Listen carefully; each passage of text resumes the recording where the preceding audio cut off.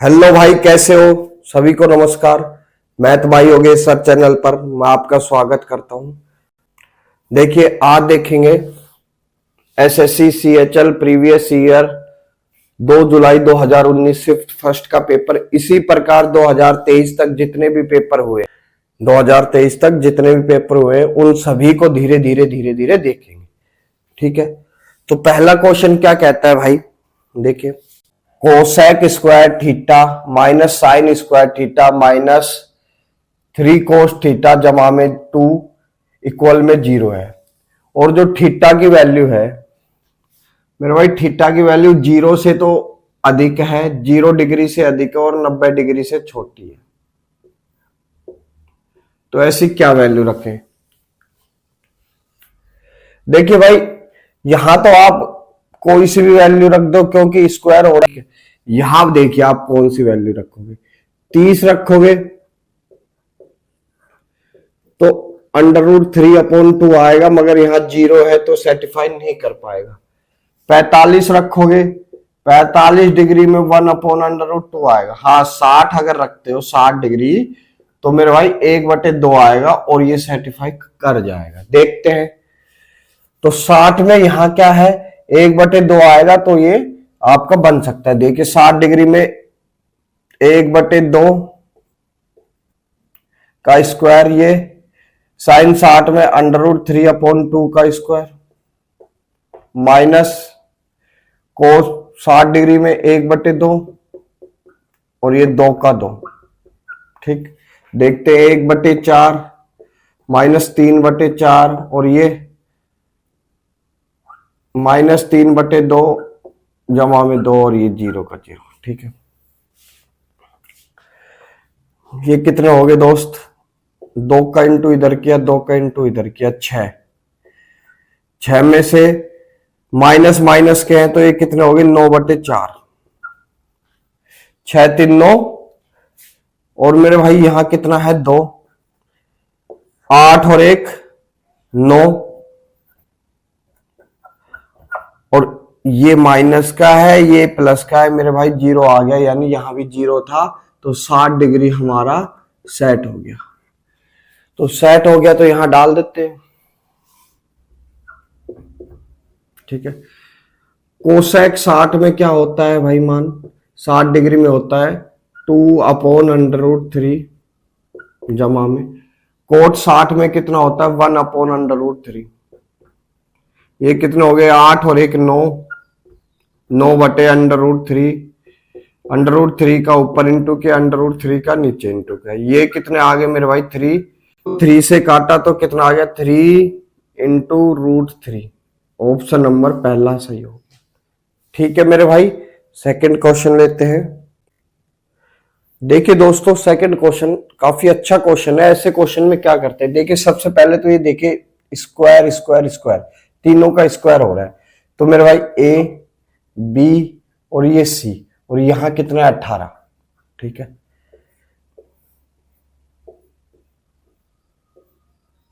इससे क्या है, आपको कोई कंफ्यूजन नहीं रहेगी। ए है तो मेरे भाई ए के पेड़ पाइए, सबसे पहले ए स्क्वायर है। इस साइड ए कितना है? ए का इंटू अगर 2 से होगा तो 2a आएगा और ये माइनस का है तो इस साइड जब इसको लाओगे तो साइन चेंज हो जाएगा, हमारे पास प्लस का आ जाएगा। अब देखिए ये जो पूरा पेयर है ना, वो a प्लस बी के होल स्क्वायर से सोल्व होता है। ठीक है, ए स्क्वायर है, 2a है। अब इसमें से अपन क्या लें कि ये पूरा a प्लस बी का होल स्क्वायर माइनस 1 ले लिया, तो -1 यहां से ले लिया। क्यों? इसके अंदर तो से तो माइनस हो गया, तो ये क्या बन गया? जमा का बन गया। ठीक है, जब इसमें से 1 ले लिया, इसके अंदर से तो माइनस हो गया ना, तो यहां क्या बन गया?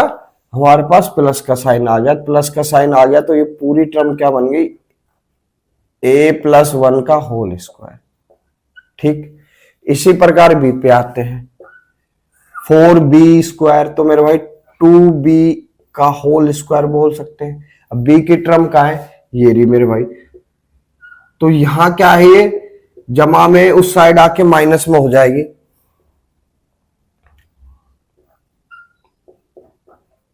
ठीक, अभी तीसरी लाइन में क्या चाहिए मेरे भाई, 2 है, यहां भी 2 है, 1 चाहिए, और यहां साइन माइनस का है तो मेरे भाई 1 माइनस और ले लिया, यानी अब की बार साइन माइनस का आएगा। क्यों आएगा, क्योंकि बीच में माइनस का है, तो हमें फॉर्मूला बनाना है 2b-1 का होल स्क्वायर।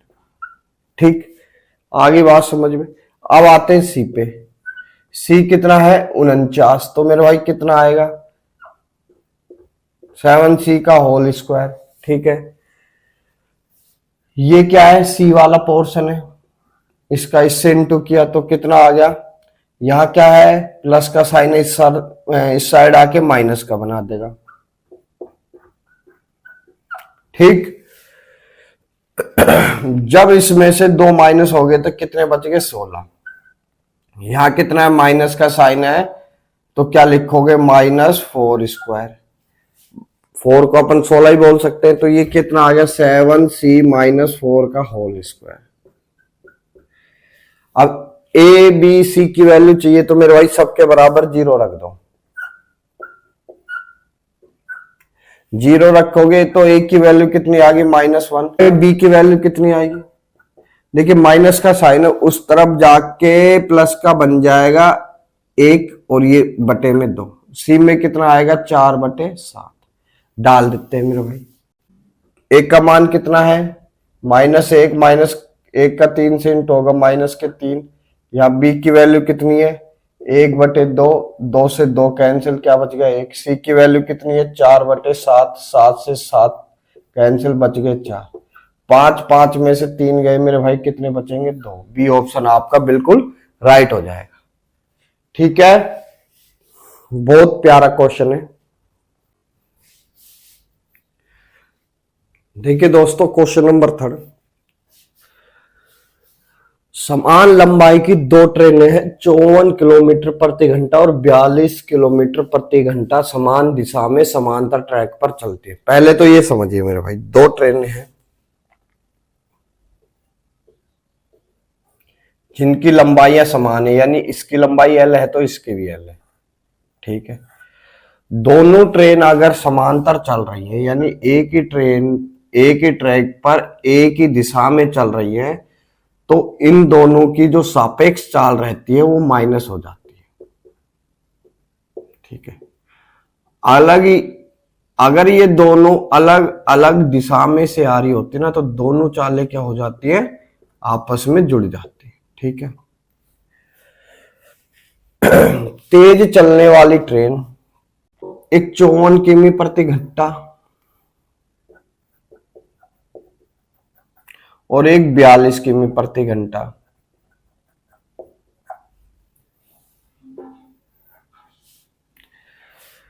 ठीक है, तो मेरे तेज चलने वाली जो ट्रेन है ना, दूसरी ट्रेन को 63 सेकंड में पार कर जाती है। तो 63 सेकंड में पार करने का मतलब ये है कि एक ट्रेन तो ये ले लो आप, जिसकी लंबाई L है, और दूसरी ट्रेन ये ले लो, इसकी लंबाई भी L है। तो 63 सेकंड का मतलब है कि यहां से लेकर यहां तक की दूरी इसने पूरी तय करी, यानी 2L ये दूरी हो गई। ये जो इसने की है वो 63 सेकंड में पार करी।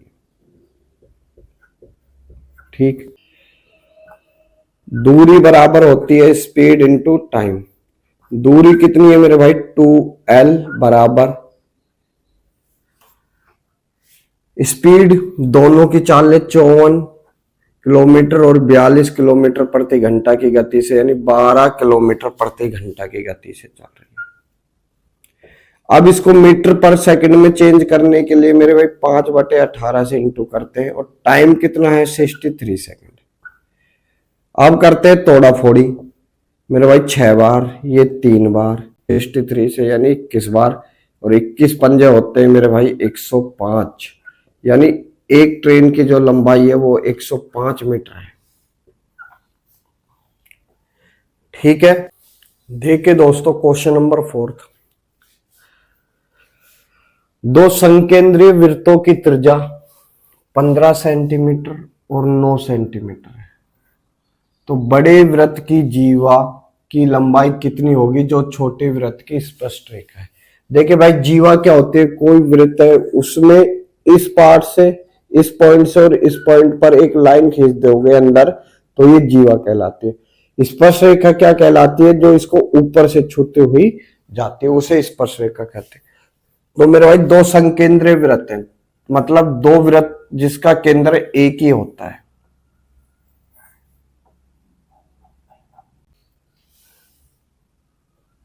तो बड़े वाले वृत्त में जीवा की लंबाई कितनी होगी जो छोटे वृत्त की स्पर्श रेखा है।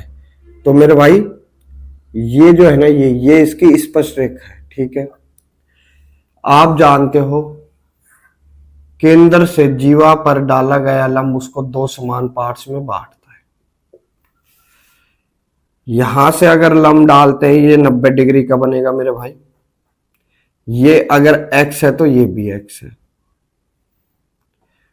ये कितनी है, 15।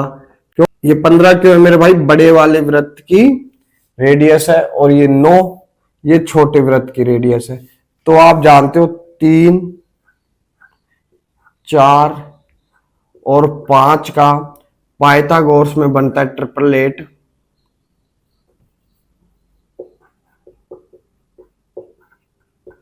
तो मेरे भाई ये उसी का ही तो मल्टीप्लाई है, इसको 3 से इंटू किया, इसको भी 3 से इंटू किया, इसको भी 3 से इंटू किया, यानी 9, 12 और ये 15, यानी ये 12 और ये भी 12, और 12 और 12 जब दोनों मिल जाएंगे टोटल कितने हो जाएंगे, 24। यही हमसे पूछा था। देखिए दोस्तों, क्वेश्चन नंबर 5 बहुत ही प्यारा क्वेश्चन कह रहा है, एक निश्चित राशि पर 3.5 वर्ष के लिए 10% वार्षिक दर से साधारण ब्याज 2,940 रुपए है। समान राशि पर, यानी जो राशि ये है वही राशि यहां भी यूज करनी है। समान राशि पर 2.5 वर्ष के लिए समान दर पर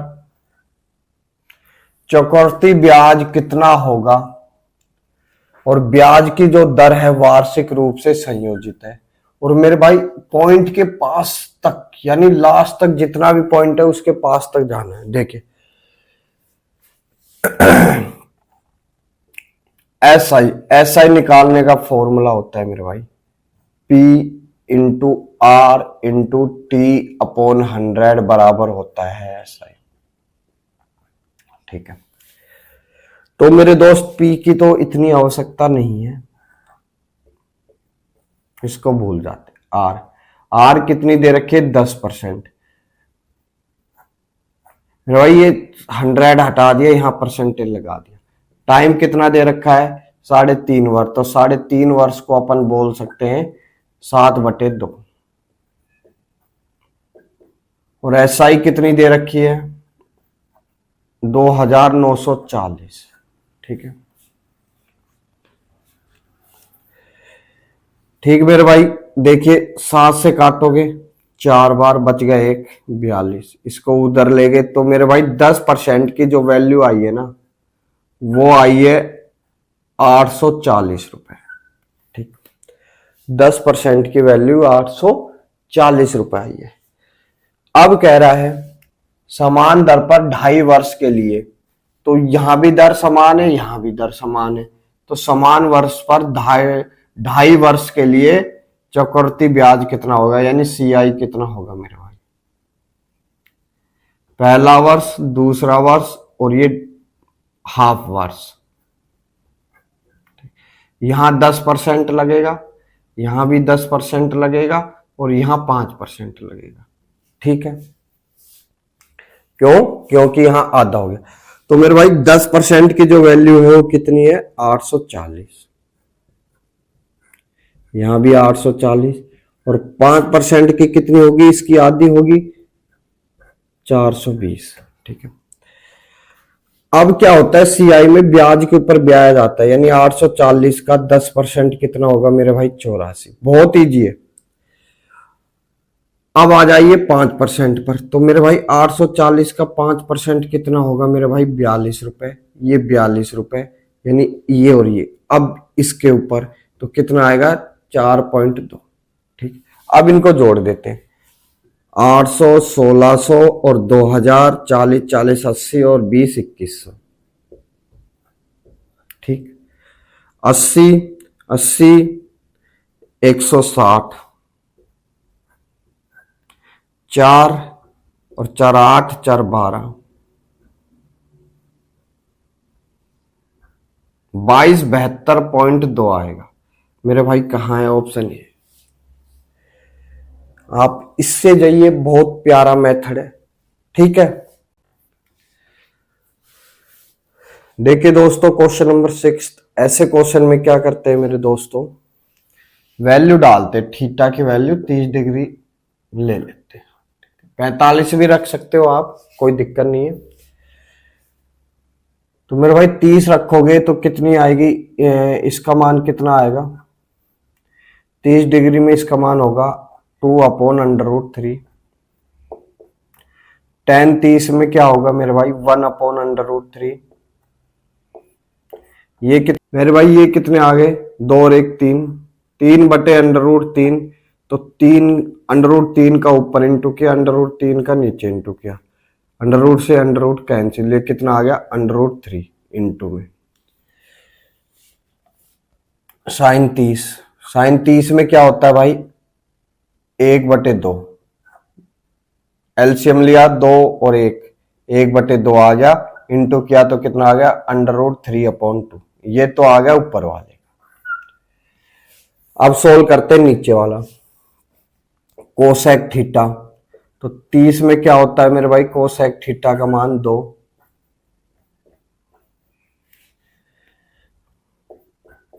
कोस थीटा 30 डिग्री में कितना होता है मेरे भाई? √3/2। फिर क्या आ गया? कोसेक 2। और ये 30 डिग्री में कितना होगा मेरे भाई? 30 डिग्री में होगा √3। ठीक, एलसीएम लिया,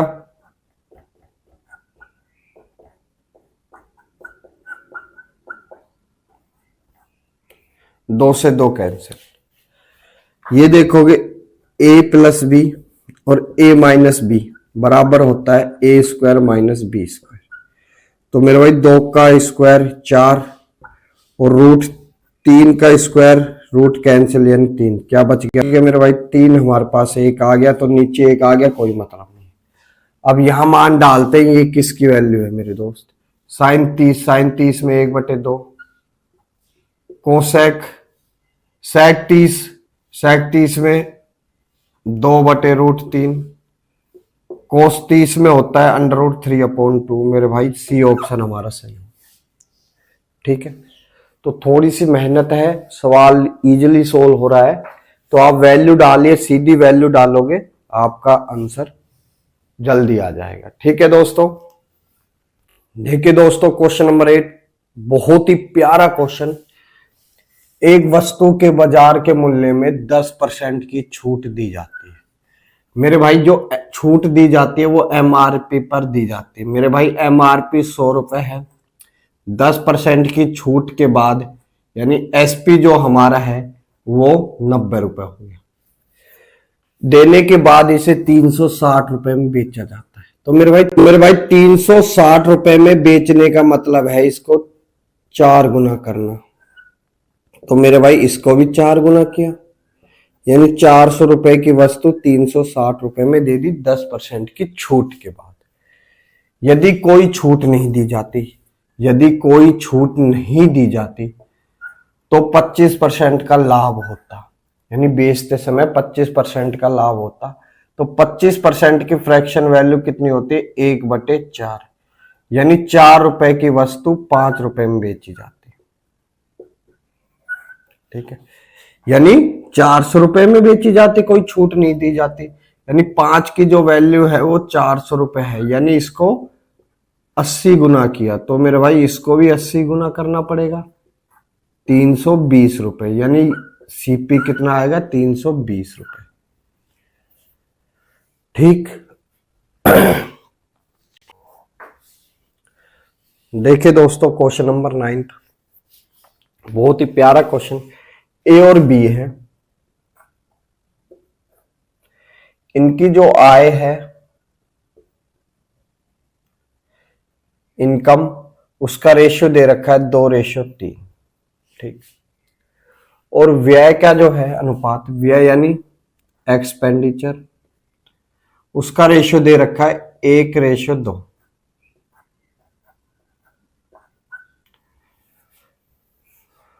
ठीक है। यदि बी के व्यय यानी ये है बी का व्यय का 90% ए की आय के बराबर है। ए की आय कितनी है मेरे भाई? 2। तो ए और बी की बचत का रेशियो कितना होगा मेरे भाई? सेविंग का रेशियो बताना है। ठीक। देखिए, 2 से 2 कैंसिल, परसेंटेज हटाओगे, नीचे 100 लगाओगे, 0। क्या आ गया? x इंटू 9 इक्वल में, अब ये 10 है, 10 को इस साइड ले जाओ, 10 इंटू आई इनकम। ठीक है। x और i का जो रेशियो आ गया, कितना आ गया? 10:9 आ गया। 9 को नीचे ले आए। तो मेरे भाई ये जो एक्सपेंडिचर है, इसको 10 से इंटू करते हैं और इसको 9 से इंटू करते हैं। ये कितनी आ गई? 18। और ये 10। 18 में से 10 माइनस करेंगे मेरे भाई, कितने बचेंगे? 8। ये सेविंग का रेशियो आ रहा है। ये कितना आ रहा है? 27। और ये 20। 27 में से 20 माइनस होगा मेरे भाई, कितने बचेंगे? 7। सी ऑप्शन आपका बिल्कुल सही हो गया। ठीक है। नंबर 10, एक व्यक्ति ने 8% की हानि पर एक वस्तु बेची। ठीक है मेरे भाई, ये मान लो वस्तु है, इसको 8% की हानि पर बेच दिया। ठीक। यदि वह इसे 10.5% के लाभ पर बेचता, यानी 10.5% के लाभ पर बेचता, तो उसे 37 रुपए अधिक प्राप्त होते। तो हानि पर वस्तु बेची थी, अगर ये इसे 10.5 के लाभ पर बेचता तो उससे उसे 37 रुपए अधिक प्राप्त होते। तो वस्तु का क्रय मूल्य कितना है? मेरे भाई ऐसे क्वेश्चन में क्या करते हैं, दोनों को जोड़ देते हैं। 18.5 की जो वैल्यू दे रखी है वो 37 रुपए दे रखी है। ठीक है मेरे भाई, पॉइंट हटाओगे, 0 लगाओ। 37 पंजे 185, 1/2। तो मेरे भाई एक की जो वैल्यू है वो 2 है, तो हमें सीपी निकालना है। सीपी 100% होता है, 100 से इंटू कर दिया यानी 200 आ गया। या आप ऐसे भी देख सकते हो मेरे भाई, सीपी कितना है? 100 रुपए। 8% की हानि पर एक वस्तु बेच दी, अगर इसे 10.5% के लाभ पर बेचते तो 37 रुपए अधिक प्राप्त होते। दोनों का अंतर 18.5 बराबर है 37 के। ठीक है, 1 यूनिट बराबर 2 के, वही बात आ रही है। ठीक है, या तो ऐसे कर लो या ऐसे कर लो, जो भी आपको मेथड अच्छा लगे वैसे कर लो। ठीक है। देखिए दोस्तों, क्वेश्चन नंबर 11, भाई ऐसे क्वेश्चन पेपर में पूछे जाते हैं और बच्चे इसमें फंसते ही फंसते हैं। तो मेरे भाई पहली चीज तो ये देखिए, जिसके साथ से आता है यानी बी से, वह व्यक्ति नीचे आता है हमेशा। ठीक है।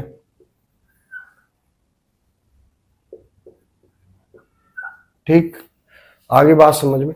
तो इसमें 4 व्यक्ति है, ए, बी, सी और डी और ई, 5 व्यक्ति है मेरे भाई।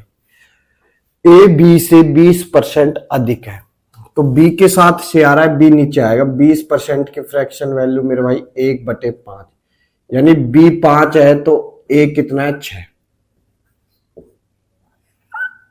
ठीक। बी जो है वो सी से 25% अधिक है, यानी सी नीचे आ गया। 25% की फ्रैक्शन वैल्यू मेरे भाई 1/4, यानी बी अगर सी अगर 4 है तो बी कितना है 5, और ये 5 ये बी, ये 4 आ गया। ठीक, अब आ जाते हैं डी वाले पर। सी डी से 60% कम है।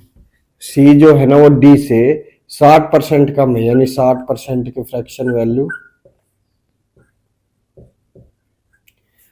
डी आ रहा है से, तो डी अगर 5 है तो 60% कम का मतलब इसका अंतर ये 2 है।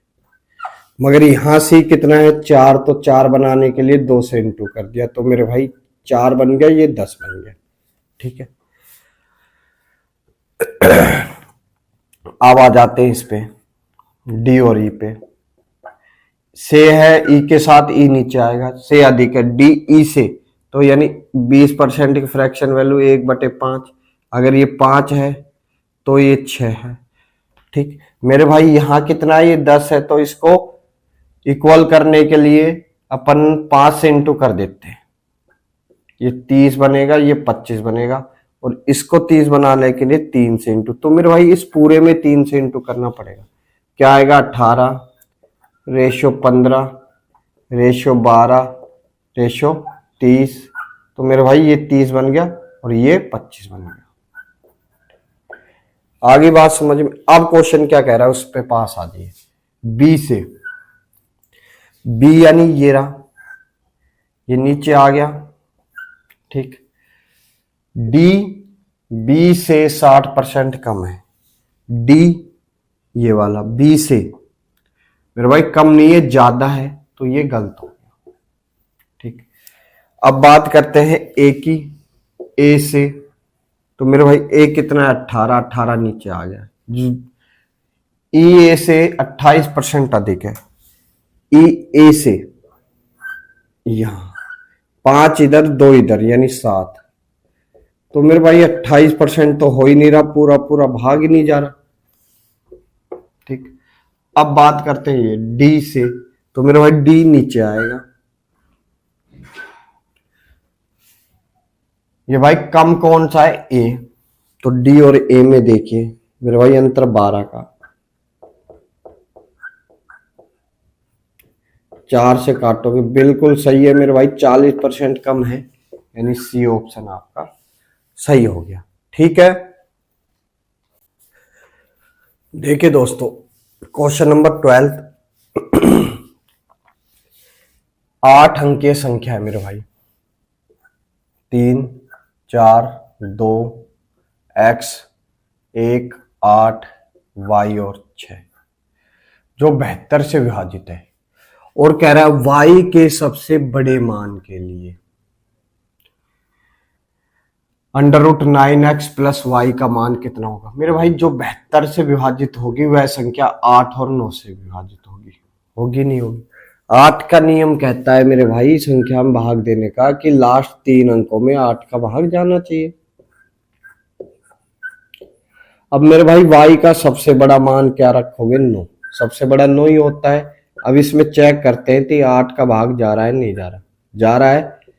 12 8 96, तो मेरे भाई y का मान कितना आ गया 9। अब 9 का नियम कहता है अंकों के योग में, योग में 9 का पूरा भाग जाना चाहिए। देखिए भाई 8 और 1 9, y की वैल्यू 9 है, ये भी कैंसिल। 3 और 4 7 और 2 9 कैंसिल। क्या बच गया मेरे भाई 6 जमा में x। अब भाई x की वैल्यू क्या रखें कि 9 से पूरा पूरा भाग चला जाए। मेरे भाई 3 रख दे, 6 3 9 और 9 में 9 का भाग जाएगा, तो मेरे भाई डाल देते हैं यहाँ। 3 और 1 4 हो गए, 3 का कितने 9 का कितना भार 3 और 4 का कितना भार 2, तो मेरे भाई 6 आंसर। ठीक, देखिए भाई क्वेश्चन नंबर 13 कह रहा 15 सेंटीमीटर त्रिज्या और 12 सेंटीमीटर त्रिज्या के दो वृत्त एक दूसरे को प्रतिच्छेद करते हैं, यानी आपस में काट रहे हैं मेरे भाई।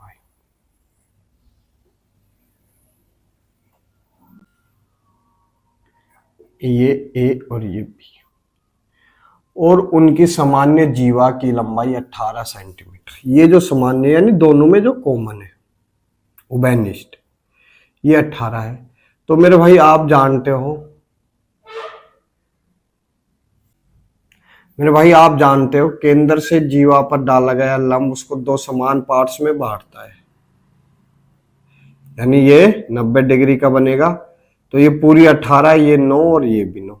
यहां से यहां तक अगर देखोगे तो 15, ठीक। और मेरे भाई यहां से यहां तक देखोगे तो 12 दे रखी है। तो मेरे भाई इस वाले ट्रायंगल में तो देखिए आप 3, 4 और 5 में पाइथागोरस में ट्रिपलेट का यूज होता है, उसका यूज हो रहा है, ठीक है।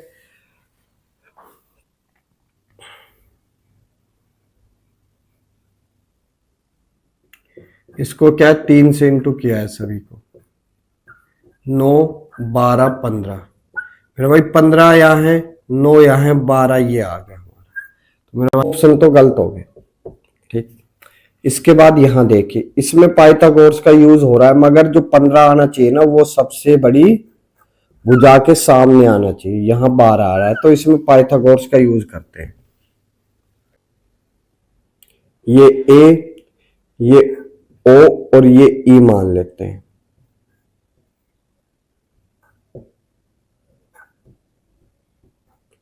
ये 9 है, ये 12। पाइथागोरस का यूज करोगे, ए का स्क्वायर जमा में ई ओ का स्क्वायर बराबर ए ओ का स्क्वायर।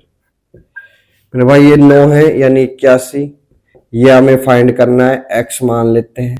ये 12, 12 का स्क्वायर 144, 181 को उधर भेज दोगे मेरे भाई कितना आएगा, 144 माइनस 81,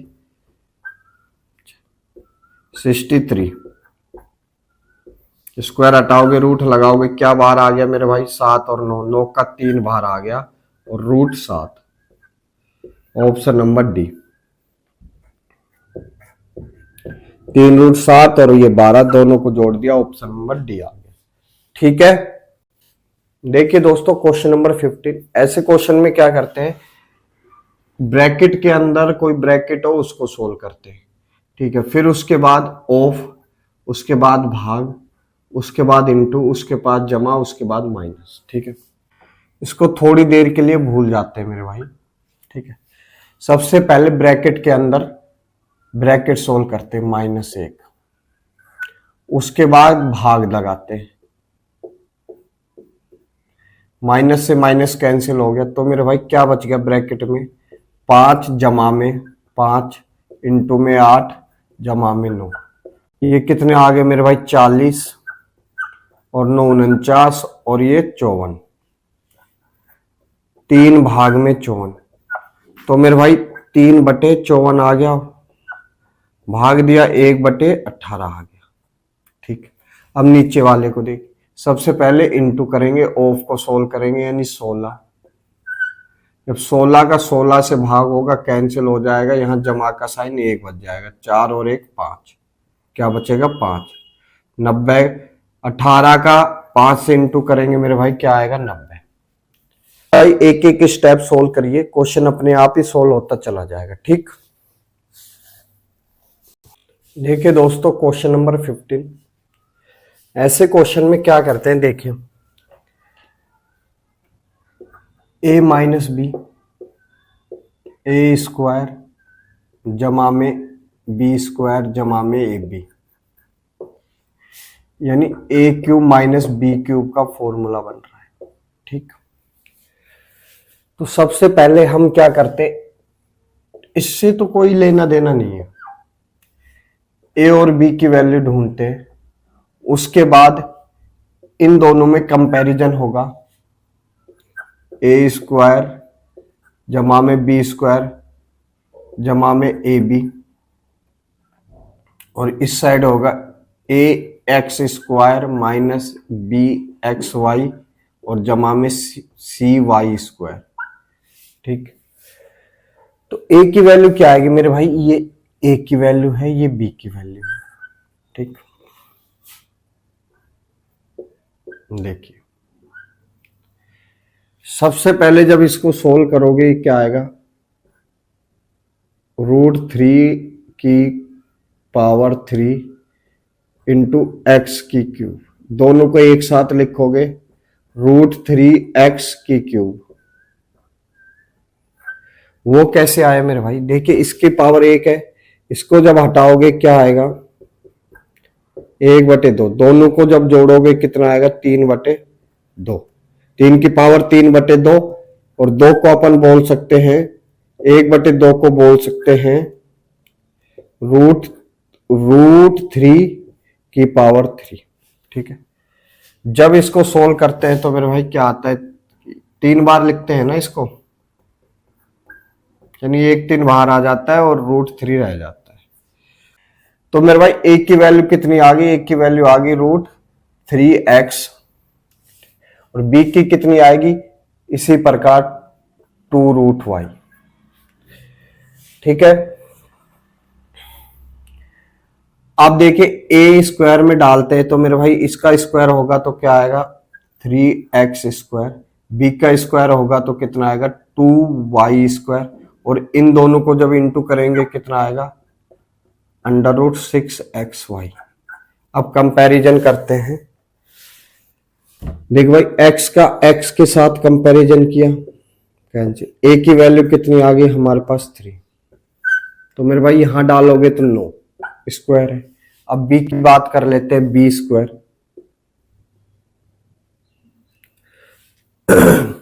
यहां b है, x और y कहा है मेरे भाई, यहां है, कैंसिल हो गया। माइनस b की वैल्यू कितनी आ रही है, √6, तो b की कितनी आएगी मेरे भाई, -√6, तो लिखोगे माइनस तो पहले ही है, और ये -√6 का जब स्क्वायर होगा क्या बचेगा, खाली 6 बचेंगे। अब मेरे भाई c की वैल्यू क्या होगी, देखिए y² से y² कैंसिल, c की वैल्यू कितनी आ गई मेरे भाई 2, तो 2 का स्क्वायर यानी 4, ये 13, 13 में से 6 जाएंगे मेरे भाई 7। इस टाइप से जाइए, क्वेश्चन गलत नहीं होगा, गारंटी है मेरी। देखिए दोस्तों क्वेश्चन नंबर 16, एक ट्रायंगल है जिसकी भुजा ए बी 7 सेंटीमीटर, 24 सेंटीमीटर और 25 सेंटीमीटर। तो मेरे भाई 7, 24, 25 को देखते ही पता चल जाता है ये राइट एंगल ट्रायंगल है। क्यों? क्योंकि ये सारे ट्रिपलेट है। ठीक है,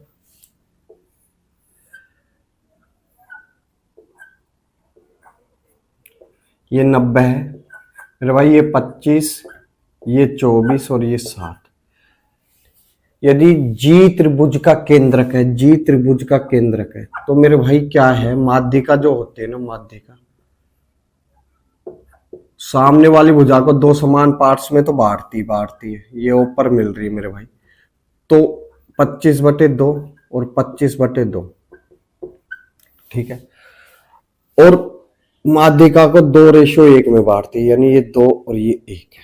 ठीक है, तो बीजी की लंबाई कितनी होगी, यानी बीजी की लंबाई, तो मेरे भाई आपको पता है एक सर्किल है,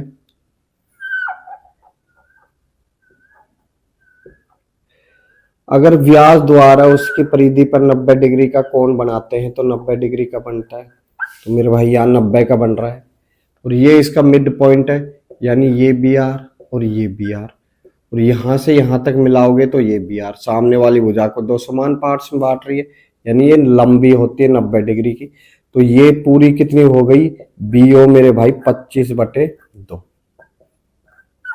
मगर हमें क्या चाहिए, बीजी, तो बीजी चाहिए, तो मेरे भाई बीओ की लंबाई कितनी है, 2 और 1 3 यूनिट की बराबर 25/2 है, 1 यूनिट के बराबर 25/2 इंटू 3, और हमें क्या चाहिए, 2 यूनिट बराबर, तो 2 का इंटू कर दिया, खत्म, भाग दोगे 8 सही, 1/3। ऑप्शन नंबर बी, बहुत ही अच्छा क्वेश्चन। देखिए दोस्तों क्वेश्चन नंबर 17 कह रहा है, एक लंबवृत्तीय शंकु है तो मेरे भाई शंकु कैसा होता है, कोन टाइप में होता है, आइसक्रीम टाइप में। इसका आयतन 924 सेंटीमीटर घन है। तो मेरे भाई इसका आयतन क्या होता है, 1/3 पाई आर स्क्वायर इंटू एच बराबर दे रखा है 924 बटे घन सेंटीमीटर। इसकी ऊंचाई ये वाली होती है दोस्त, यहां से 18 दे रखी है। तो इसके आधार का क्षेत्रफल यानी हमें पता करना है पाई आर स्क्वायर, ये 18 दे रखी है, भाग में 3 है और ये 924 है। मेरे भाई काटोगे 6 बार और 6 से काटोगे 154। पाई आर स्क्वायर बराबर कितना आ गया, 154 सेंटीमीटर स्क्वायर। ए ऑप्शन आपका बिल्कुल राइट हो गया। देखिए दोस्तों, क्वेश्चन नंबर 18 कह रहा है कोट थीटा बराबर 1/√3 है। तो मेरे भाई थीटा की वैल्यू कितनी आएगी, 60। ये कोट 60 डिग्री में थीटा की वैल्यू होती है। तो मेरे भाई यहां मान डाल देते हैं। सबसे पहले इसको सोल्व करते हैं। 2 माइनस 60 डिग्री में क्या होता है मेरे भाई, √3/2 स्क्वायर किया तो कितना आ गया, 3/4। ठीक है, ये कितना आ गया, 1 माइनस 60 डिग्री में कितना होगा मेरे भाई, इसका मान 1/2 स्क्वायर किया, कितना आ गया मेरे भाई, 1/4। इसको सोल्व करते हैं। 8 में से 3 गए, 5/4। इसको सोल्व करते हैं मेरे भाई, 4 में से 1 गए, 3/4। ये कैंसिल हो गए, क्या बच गया, 5/3 जमा। ये कितना आएगा मेरे भाई, कोसेक 60 में मान होता है मेरे भाई 2/√3/2। ठीक, और सेक 60 में मेरे भाई मान होता है 2। ये कितना आ गया, 4/3 और ये 2, ये कितना आ गया, 9/3। भाग दिया 3 का, यानी 3 और 2 5। डी ऑप्शन आपका बिल्कुल राइट हो गया। देखिए दोस्तों, क्वेश्चन नंबर 19 कह रहा है 30 व्यक्ति 8 घंटे कार्य करते हुए किसी कार्य को 10 दिन में पूरा। तो मेरे भाई इसमें क्या यूज होता है, MDH का फॉर्मूला होता है। इधर M2D2 और H2 को बराबर रखते हैं। M यानी व्यक्ति, D यानी दिन 10 दिन और H यानी घंटे। ठीक है, अब कह रहा है 40 व्यक्ति एक दिन में कितने घंटे कार्य करें कि काम उनका 6 दिन में पूरा हो जाए। काट देते हैं, 2 बार, ये 5 बार। मेरे भाई कितना आ गया, 40 व्यक्तियों को 10 घंटे करना होगा काम, जब काम जाके 6 दिन में पूरा होगा। ठीक, देखिए दोस्तों 20 नंबर क्वेश्चन और लास्ट क्वेश्चन कह रहा है एक कक्षा में 90 विद्यार्थी है। तो इसकी कोई आवश्यकता नहीं है, क्वेश्चन जितना देखने में बड़ा है उतना ही इजी है। जिसमें से 70% गांव ए और अन्य गांव बी से है। तो मेरे भाई 70% यानी 7 और 3, ये इनका रेशियो आ गया।